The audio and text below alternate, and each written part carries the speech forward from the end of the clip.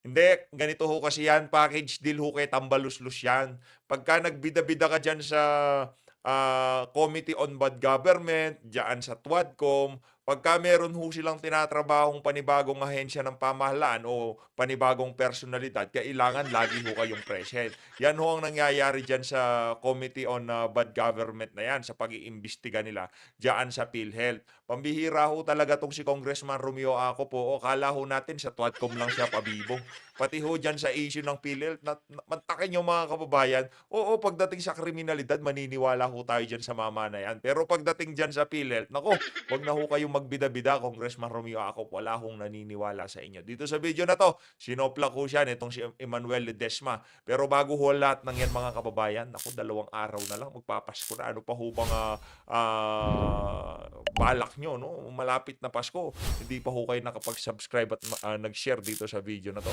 Ayun na nga, palakpakan ho natin yung mga nag-share lang at nag-like lang dito sa video na to. Sa mga na hindi pa nag-like at subscribe, eh wala ho kayong palakpak. Yung lang may share at saka subscribe. Ito ho, mega love shoutout ho muna tayo. Hindi ho natin pwedeng palampasin itong mega love shoutout natin na to.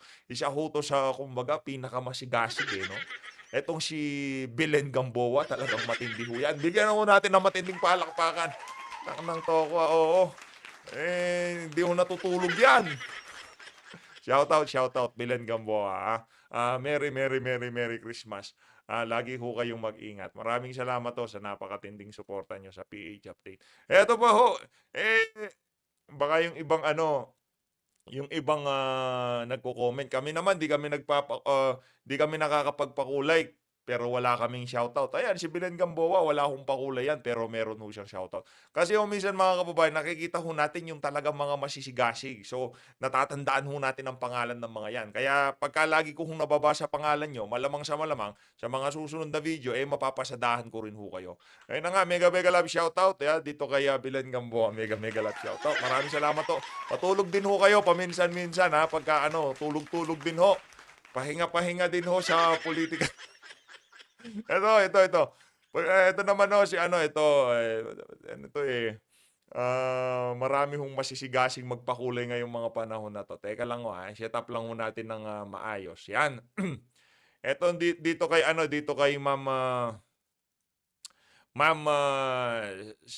Self-Love Rowena. Self-Love Rowena, Merry Christmas PH. Mabuhay din ho kayo. Mega love shoutout. Siyempre, alangan naman kalimutan ho natin yan. Hindi pa ho Pasko, walang humpay ang pagpapakulay ng alin na yan. Ma'am Arisa Yen, Merry Christmas. Maraming salamat. Mega love shoutout. At siyempre, hindi rin ho natin pwedeng kalimutan itong si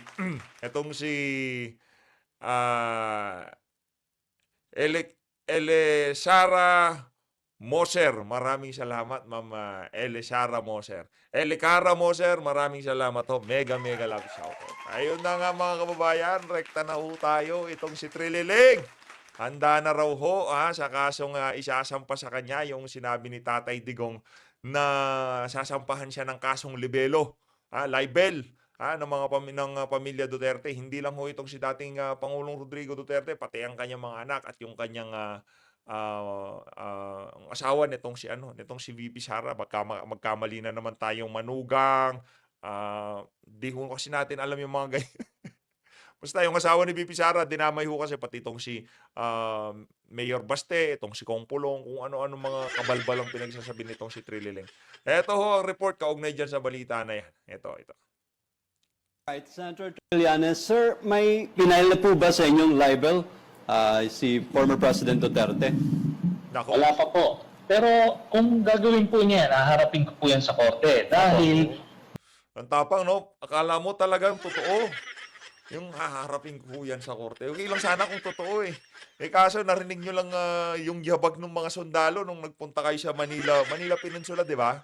Nung nandun kayo sa hotel, narinig nyo lang yung yabag ng mga sundalo. Surrender kayo Haharapin ka talaga. doon po sa bank secrecy law, kapag ang basihan ng kaso ay ang bank accounts, may exemption mo yun sa bank secrecy law. Pwedeng maungkat yun. Totoo yan. At alam po, ganito po, no? Apo. Ang problema niya, inamin niya na po sa video, pinakita ko po yung video, inamin niya yung bank accounts na presenta ko, totoo sa kanya, noong 2016. Yun ang problema dito sa sobrang kasi sinungaling, nakakalimutan niya eh. Mhm. Hindi niya nakakalimutan, Brad. Ang problema kasi sa inyo dyan, pagka meron siyang inamin, pagka sinabi niyang totoo yan, lahat nung nandun sa listahan na linatag mo na kung saan napapaganito si VP Saro. Napapaganyan siya eh. Yung talagang takang-taka siya eh. Pati yung pangalan ng mga kamag-anak nitong si dating Pangulong Rodrigo Duterte, mali-mali ho yung spelling. Doon sa ipinakitang statement of account o yung basta yung mga account number, pati yung mga pangalan mali-mali ho. Kaya pagka inamin ni dating Pangulong Rodrigo Duterte na yung ilinabas mo na yun, totoo, damay lahat ng mga nandun sa listahan na yun. Kaya hindi niya pwedeng aminin yun. Tanga ka ba? Ha? Diba? Alam niyo ho? So, yun ang problema niya. Anong sasabihin niya hindi totoo? Ay siya mismo. Grabe oh. Tignan nyo, tapang nitong si Father Adik oh. Matapang lang naman ho siya kasi ano siya yung tipong medyo may edad na si Tatay Digong pero ginawa mo yan nung kabataan ni Tatay Digong. Naku, may Inamin niya yon at pinalabas ko yung video na yon dun sa Quadcom hearing. Ayun. Kung ano man ang inamin niya, Trililing, anuhin mo muna, ayusin mo muna yung buhay mo, Brad.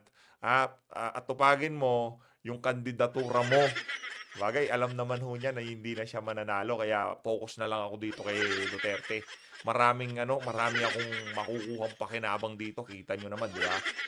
Marami tayong makukuhang pakinabang dito kay Duterte. Maraming galit ngayon sa kanya. Yan sa House of Representatives. Si Tambaluslos. Di ba? Ganun ang dating eh.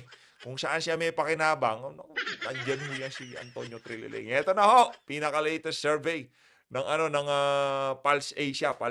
Ito, pakinggan ho natin tong report. Nanguna sina dating DSWD Secretary Erwin Tulfo at dating Senate President Tito Soto sa senatorial survey ng Pulse Asia. 62.2% ang nakuha ni Tulfo, 59.2% naman si Soto.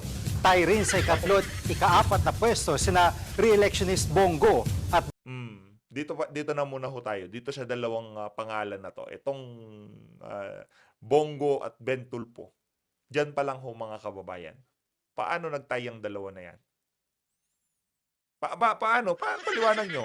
Hindi ko kayo diyan sa Pulse Asia. Pulse Asia. Paliwanag nyo. Saan nanggaling yung salamangkang napagtay nyo yung dalawang mama na yan? Si Mr. Malasakit, itatapat nyo kay Ben Tulfo. Wala akong galit kay Sir Ben. Kay Bitag. Wala ko tayong galit kay Bitag. Pero meron hong mali dyan sa survey na yan. Paano pa? Naku naman. Walang ginawa yang si Senator Christopher Bongo kundi atupagin, alalayan yung mga kababayan nating kapos dyan sa pambayad nila sa kanilang mga hospital bill, sa mga nasunugan, nabahaan. Yun ang focus niya eh. Tapos bigla-bigla itatapat nyo lang siya dito kay Bitag. Wala tayong problema kay Bitag. Di tayo galit kay Bitag. Pero unfair ho yan kay Kong Marcoleta, kay Atty. Vic Rodriguez, kay Pastor Apollo Kibuloy. Ano ho bang ginawa ng mama na yan? Diba? O Bitag, wala ho tayong galit kay Bitag.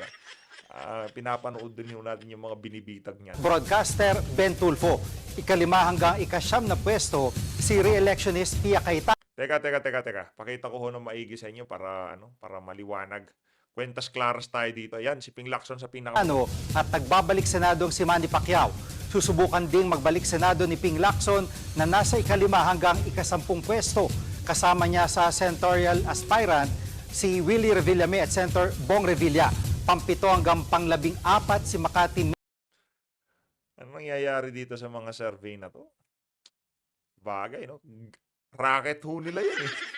Racket ho nila yan sa Pulse Asia eh. Di ba? Willie Revillame, seryoso? Natalo pa itong si Senator, siyempre popular yan, lagi araw-araw nasa television yan. Pero itong si Lito Lapid, laban mo naman ho dito kay Senator Bato de la Rosa. Grabe naman. Ang sakit naman ho nun. Abby Binay, ilaban nyo ho kay Senator Bato de la Rosa. Di ba? Ang sakit ho nun. Yung mama na yan talagang nagtatrabaho yan sa Senado. No?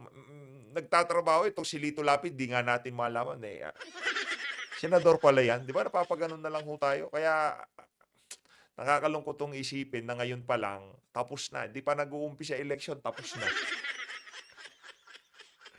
Maniwala ho kayo sa akin, tapos na election. Tapos na ho. Yung mga kandidato natin, gusto ho nating manalo. Gusto ho natin lahat yan manalo, yung lineup ni dating Pangulong Rodrigo Duterte. Mananalo ho ba tayo kung dadayain ng eleksyon? Di ba? Yun lang naman ho yun mga kababayan eh. Kahit anong pilit pa natin ng kampanya, kahit magkanda paos pa tayo, pero susubukan natin. Kay Kong Marcoleta, kay Atty. Vic, kay Pastor Kibuli, susubukan natin. Kay Atty. Jimmy Bondo, kay Atty. JV Hinlo, kay Sir Philip Salvador, susubukan natin. Bibigay ho natin yung best natin. Pero paano ho pala done deal na yung election na yan? 'Di ba? Kumbaga kung manalo man tong mga larawan na pangalan na nakikita nyo sa inyong harapan, hindi na ho kayo magtaka dahil done deal na nga yung election na yan. Kumbaga kinukondisyonan ng mga utak ng mga kababayan natin dahil dadayain nila yung 2025 midterm election. Kumbaga yun, kumbaga ano pa lang yun, conspiracy theory. Pero base sa ating nakikita, yung wala ho silang pakialam kahit magalit ang sambayan ng Pilipino sa kanila. Yung tipong kahit yung popularity, yung approval rating na itong mga nakaupo na to, wala ho silang pakialam. Kasi pagka yung nag-endorso sa'yo ng pagka-senador, yung presidenteng nag-endorso sa'yo, napaka-pangit ng kanyang track record ngayong mga panahon na to, yung kanyang approval at trust rating.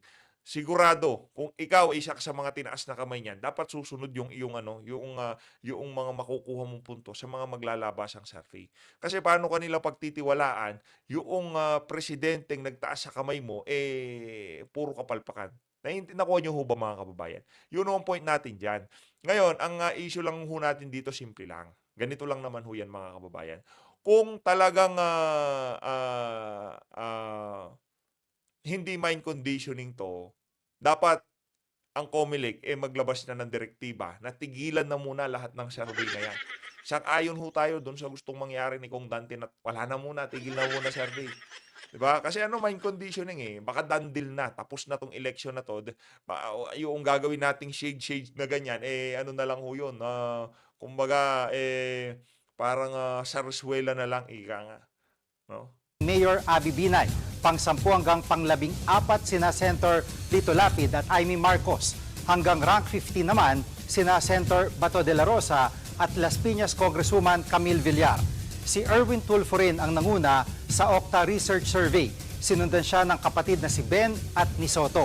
Pasok sa Magic 12 ng survey sina Go, Revilla at Cayetano. Pati sina Lacson, Senator Amy at Pacquiao. Humahabol din sina Lapid, Tolentino at dating Interior Secretary Benhur Abalos, pati si Binay, Villar, Revillame, Gringo Nasan, De La Rosa at Pangilinan.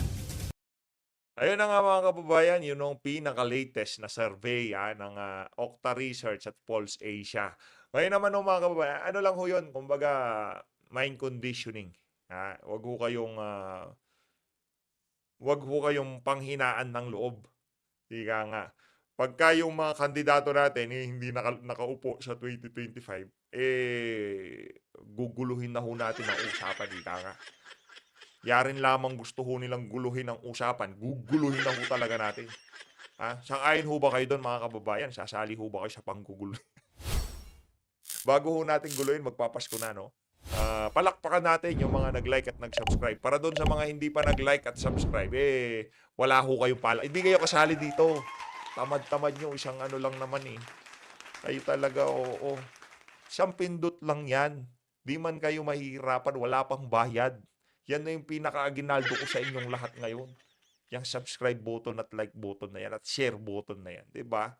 O ito na ho, pakinggan natin kung paano binalagbag nitong si Ledesma, itong si Akop, pabida kasi itong itong Akop na to sa bagay kung yung package deal pati diyan sa PhilHealth, wala ho talaga siyang magagawa. Ito. Pusin na natin si Kong Akop, tapos Yes, doon after na tayo Kong Akop, we will proceed to Oo, kasi- Congressman Panaligan. Ako panghuli Sorry. kasi, Mr. Chair Yes, sorry. Meron pa tayong plenary. Thank you, Mr. Chair. Pasensya na po, medyo nadala lang po kami nakirid away lang po kami. Please continue, Congressman Akop. Your Honor, I'm sorry. Mr. Ledesma, gusto ko lang i-point out talaga na ang nakikita ko business na kayo from all the data that's in the front of trucks. me. Kasi your investment in time deposits, local currency, amounts to 135 billion in 2023. While in 2022, it was 126.4 billion. So, it's sa isang taon, nag-invest kayo sa time deposit by 10 billion. So, now, we go to the other investment that you have. Mr. Chair, just a Hindi, quick. para malaman na ng tao. Yeah, Mr. Chair, just a quick. No, you let me finish first. Oh, yan. Yan ang hirap po dyan. Yung napakabalahura ho nilang magtanong. Yan ang problema dyan. Eh, paano magpapaliwanag si Ledesma? Parehas lang naman kayo may problema niya si Ledesma at Congressman Acop, no? Kahit babanatan mo siya, kahit ano pang banat mo sa kanya, pare-pares lang naman kung kayo mga perwisyo sa sambayan ng Pilipino. Wala naman kung kwenta yung mga pinag-uusapan nyo na yun. Bigyan nyo ng subsidiya at bantayan nyo yung mga programa, mga loko-loko. Kasi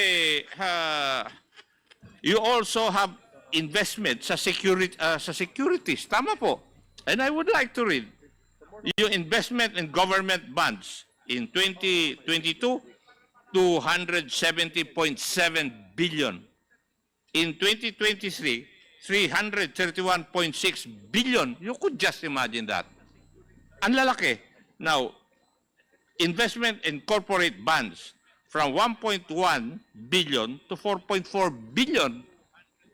So, ang utak po ninyo ay investment. Hindi po service. Yung, The way I look tama at the naman. data. Now, you also have earnings doon po sa right of use. Tama po. And I think it would amount to 1+ billion a year. So, ang dami-dami ninyong kwan eh. Dito sa data na nandito sa harapan ko. So, why is it like that? Hindi po para sa tao yung nangyayari na yung the money of PhilHealth should be used to increase the package or to decrease the contribution. I don't see that in the data that's available to this representation. Can I comment, Mr. Chair? Yes, please. Again, Mr. Chair, thank you so much. We are not. Yan. Yung ating PhilHealth, ang chairman ng PhilHealth na magaling sa investment. Pasensya na ho kayo para dun sa mga miyembro kung mas malaki ho ang prioridad ng PhilHealth pagdating sa investment kumpara dun sa pagbabawas doon sa mga claim ng mga miyembro. Pasensya na ho kayo. Dapat palakihin muna yung pera. Ngayon yung kikitain doon sa mga investment na yun, hindi naman ho natin malaman kung saan mapupunta. Everything you mentioned was true. We are not refuting everything that was mentioned by Honorable Acop. Again, like I said earlier, we have to change our policy, or we have already begun to change our policy.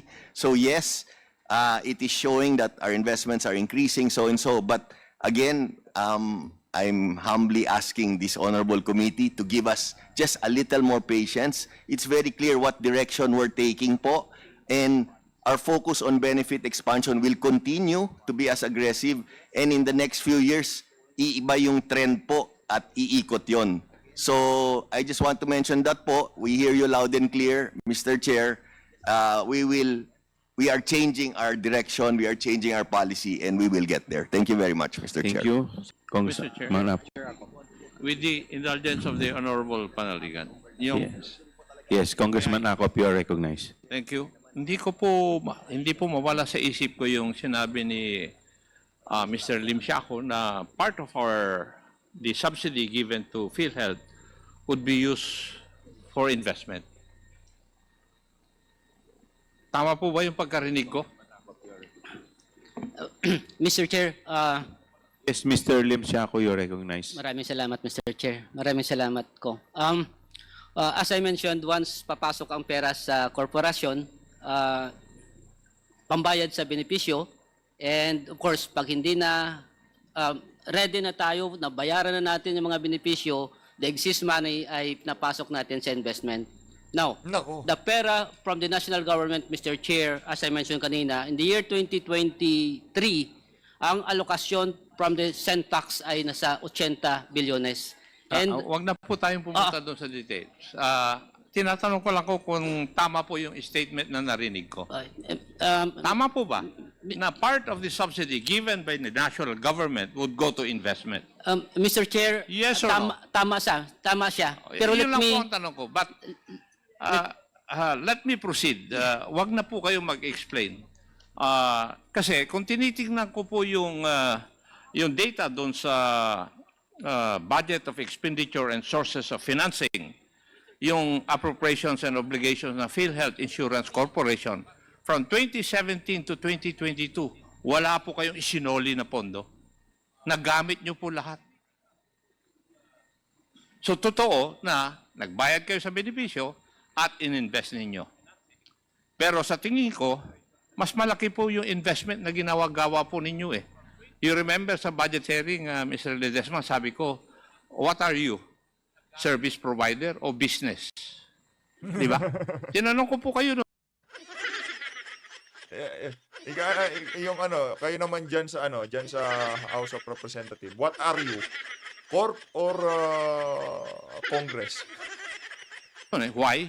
Because Sa totoo lang, kami dito, mga nanonood sa inyo dyan, nalilito na rin mo kami. Kung nalilito kayo dyan sa PhilHealth, kung ano ba sila, service provider ba sila o investment company. Kami naman nalilito kami, di namin malaman, korte ba kayo dyan? Mga investigador ba kayo dyan? Pulis ba kayo dyan? Di namin alam, nagpapakulong din kayo eh. Diba? according to the records, your interest income for 2022 was 11 billion. And your other income is 698 million plus. In 2023, your interest income rose from 11.5 billion to 20.7 billion. So, ibig sabihin, lumaki yung investment amount ninyo. Di po ba? So, you're becoming a business enterprise, not a service enterprise. The statistics would show that. You could just imagine, from 2022, 11.5 ang interest income ninyo. In 2023, yung interest income nyo is 20.7 billion.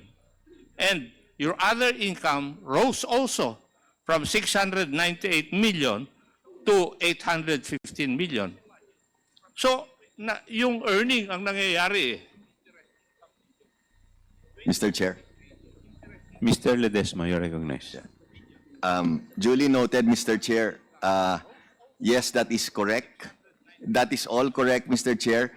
But I'd like to mention po, that's why I keep on reiterating po that our primary focus now is on benefit expansion. So, Mr. Chair, if we do that, we aggressively focus on benefit expansion, yung trend na po yan, mag-shift po yan, diba? Dahil umaakyat yan, ngayon, magiging pababa na mo yan. Especially now that we are very aggressive. But po, we will not deny, tama po lahat ng sinabi po ni Honorable Ako. Okay, having said that, may we know what is the ratio of the payout versus the investment source from the subsidy for the year 2023 and 2024? Yes, Your, ano po yung... Yes, Your Honor. Can we just Yes, be yung given a binibigay few... sa inyong, in short, gusto po naming malaman, yung binibigay sa inyong subsidy, ano yung ratio ng binibigay ninyo sa tao at yung portion nun kung ilan ang ini-invest ninyo? We'll just, Your Honor, we'll put together the figures. It's a very good question. No? We'll put together the figures, Your Honor, with your permission. Yes, please. Give in a minute. Mr. Chair, Yes.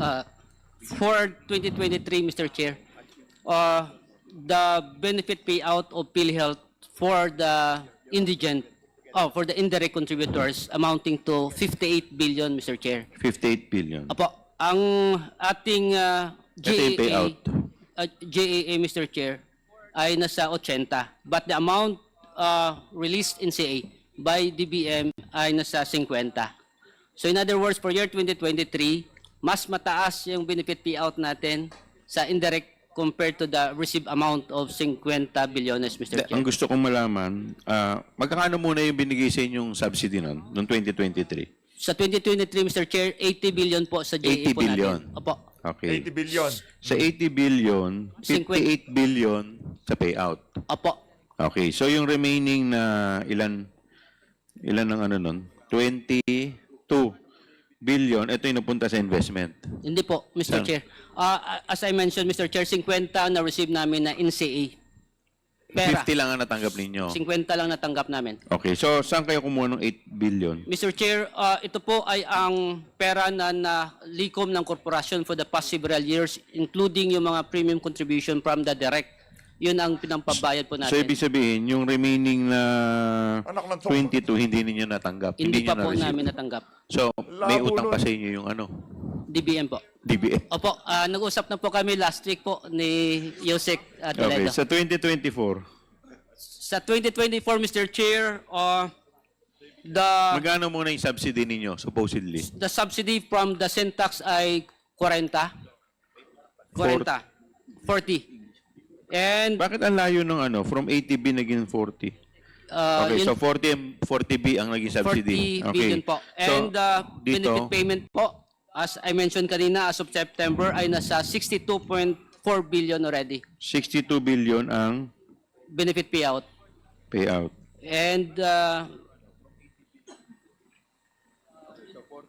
Baka ang sinasabi mo, sinama mo na yung subsidy tsaka yung ano, parang kinumbine mo na. hindi, Mr. Chair, that is intended for the indirect contributors account, Mr. Chair. So, eto lahat, etong 58 billion, eto na yung buong payout sa buong 2023. Tama? That is intended for the indirect contributors, Mr. Chair. Kaya nga, sa buong 2023. Opo. So, magkano supposedly yung galing sa inyo? Kasi pag sinabi mong subsidy, tulong lang to eh. Opo. Di ba? Opo. So, yung galing sa inyo, parang ginawa mo, parang lahat, kinover mo lahat dun sa subsidy. Yung sa inyo, Mr. Chair, for year 2023, the benefit payout ay nasa 118 billion. And again, the ilan yung ano? 118 billion, Mr. Chair, yung total benefit payout ng PhilHealth. So, Hindi, yung galing sa inyo. so 118 Hindi naman billion yung mga nag-numero. bawas ng 58, Kayo na magaling. mga 60 bilyones, Mr. Chair, So, magkano yung collection ninyo? sa collection po natin. Ang collection po ng PhilHealth total, Magkano yung total for 2023? 2023, Mr. Chair, total premium received, cash po ito, from cash flow. Okay. Nasa 198 billion, Mr. Chair. 198 billion. Yes, Mr. Chair. Sa 198 billion, di ba dapat ito muna yung uubusin mo? Tapos kung may matitira lang sa, kung kukulangin ito, saka tayo kukuha sa subsidy. Tama po ba yun? Kasi ang subsidy, ano yun eh, parang suporta lang yun eh. In the event na kulang eh. Tama ba? Mr. Chair, Parang ang ginawa mo, lahat kinarga mo yung kalahati sa ano, kinarga mo dun sa subsidy, para ang ganda nga naman pakinggan, nagamit ninyo yung subsidy. Tapos yung supposedly sa inyo, kinaltasan lang ninyo ng konti, tapos yung bulto, yun ang ininvest ninyo. Tama ba pagkakaintindi ko, Ma'am Congresswoman Kimbo? Mas magaling po kayo sa math. Mr. Chair, itanong natin kay SVP. Ipaliwanag ninyo sa amin. Ito namang si Kimbo, masyadong feeling na talagang magaling sa numero. Yung feel niya pagka inaano siya, yung tipong magaling na ekonomista. Nako, wala ho. Magaling magpakaaso, pero ekonomista. Kung paano ba ang isang insurance fund. Hindi naman tama na kung kumokolekta ka ng piso mula sa isang grupo, ay yung piso na yan ay dapat i-apply dun sa grupo na yan. Dahil ang insurance is risk pooling. Tama po ba? tama, Mr. Chair. Oh, so ibig sabihin na hindi naman porket sumingil ka para sa indigent families. Ibig sabihin para sa 4Ps, para sa seniors, etc. Na halimbawa, 74 billion. Hindi naman ibig sabihin na kailangan 74 billion lang ang gagastusin natin para sa grupong ito. Tama po ba? Mr. Chair, tama po. Because Correct po. that's not how an insurance fund works. Tama po ba? Tama po, Mr. Kaya Chair. nga tayo may tinatawag na i-compute natin actuarially kung magkano ba dapat ang premiums. Tama po ba? Tama, Mr. Chair. So, wag niyo pong lilituhin kami, 'di ba? So, Hindi naman kayo linilito eh. Pinapakita nyo lang na nalilito kayo para may masabi kayo. kasi parang ang pinapalabas ninyo is kulang pa ang binibigay ng Kongreso sa PhilHealth. Parang ganyan ang pinapalabas ninyo eh. Parang, kung tama po yung pagkakaintindi ko una muna nilang ginagamit yung subsidy. Tapos yung contribution nila, na dapat doon muna nila binabawas, yun na lang, kung may sobra pa. Kaya ang laki ng sobra nila doon sa mismong contribution.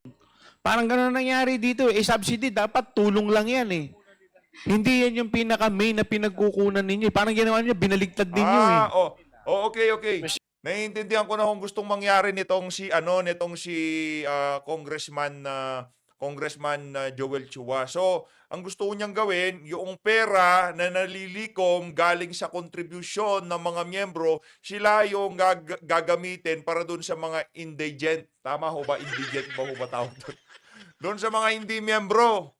Doon sa mga cover ng universal healthcare, yung mga hindi nakakapagtrabaho, yung mga mahirap, yung mga senior, yung mga paralitiko o yung mga may kapansanan. So, gagamitin muna yung pera natin ng mga miyembro, uubusin muna doon sa mga individual na yon bago ho ipasok yung subsidiya na dapat naman talaga at nakalaan sa batas na yung subsidiya na yon gagamitin doon sa mga indigent. Indigent. 'Di ba? Doon gagamitin 'yon. Nakalaan yung nakuwang mga tax sa mga matatamis na inumin, doon itatapal yung mga 'yon. Para doon sa mga indigent. Yan, 'di ba? Doon ilalagay 'yon. Ang gustong mangyari nitong si Congressman Joel Chua, ubusin muna yung pera natin, yung mga nag-contribute ng monthly, yung mga premium, yung mga sumasahod. Tapos pag naubos na yung pera natin, doon pa lang daw gagamitin yung subsidiya. Kung di ka ba naman isa't kalahating bobo. Hindi, sorry. Wala ho palang bobong tao. Stupid. Kung di ka ba naman isa't kalahating stupid, pera namin yun, bakit nyo gagamitin doon sa mga indigent? Bakit nyo gagamitin sa kanila? Mr. Chair. Loko-loko ka Ang ganda ba? nga naman pakinggan, ubus lahat yung subsidy. Dapat talaga ubusin yung subsidy kasi kadalasan ang gumagamit ng PhilHealth kumukuha ng referral letter, yung indigent letter, tapos ipapasa sa PhilHealth. 'Di ba ganoon ho 'yon? Yun ho 'yon. Gusto ho nila ubusin muna yung pera ng mga premium contributor bago yung subsidiya. Kung di ka ba naman sa kalahating stupido, May utang pa ngayon tayo. Mr. Chair, yung collection kasi dapat yung unahin gastusin. Tapos Hindi yung pwede. subsidy, kung kulang Teka lang. Gagamitin yon dun sa mga miyembro nagbabayad. Ngayon, pinagsama nyo kasi. Ngayon nakikita nyo na ho ang problema. Nakikita nyo na yung problema. Yun ang problema doon. Bakit nila pinagsama? Dapat yung PhilHealth para doon sa mga empleyado, yung mga kailangan talaga mag-contribute sila sa PhilHealth. Ngayon, para doon sa mga indigent, dapat siniperado na lang na organisasyon para hindi nagkakamekos-mekos yung pera. Para yung pera ng mga monthly nanguhulog, hindi napapasama sa pera ng, wala namang pala silang hulog, pasensya na. Yung ibinibigay na subsidiya, nakukuha niyo ho ba mga kababayan? Ang labo ng lohika nito mga walang yung unggoy na to sa sarap pag-uuntugin. yung collection nyo, saka papasok yung subsidy. Di ba? Hindi. So ito na lang, Hindi ganun yun. can we ask the commitment of the President of PhilHealth, Mr. Ledesma? Kasi sinasabi nyo po ngayon, which we appreciate it, no? Kasi by next month, tataas ng 50%. Tama? Nako, ito, katangahan na ho itong pinag-uusapan nila dito. Kaya siguro walang nanood sa ating mga kababayan. Tumbungalon na to. Hindi ko ba alam. Logic lang ho. Logic dictates na yung mga indigent, dapat ang perang gagamitin dun sa mga indigent, yung subsidiya. Bakit nyo pinapakailaman yung mga premium contributor? Pagka nga naman tinamaan ka ng isa't kalahating... Okay, dito na ho natatapusin ang ating reaction video. Ayaw na ho natin pakinggan tong si Bungalo. Baka mabatukan pa natin tong pa-bright, pa-smart. Eh, utosan ka lang naman ni Saldi ko. Lagi ho kayo mag-ingat ha, Pasko na. Ano pang hinihintay nyo? Tapos na ho video, lipat na kayo, babay na. Ayaw nyo rin lang mag-subscribe at mag-share. Maraming salamat to sa mga nag-like at subscribe at nag-share. Maraming salamat, mag-ingat ho kay lahat. Merry Christmas. Para dun sa mga hindi pa nag-like, mahiya naman ho kayo. Hindi, joke lang. Maraming salamat pa rin ho. Maraming salamat. Saludo. 2 kamay sa mga hindi nag-like at subscribe. Maraming salamat ho. Maraming salamat.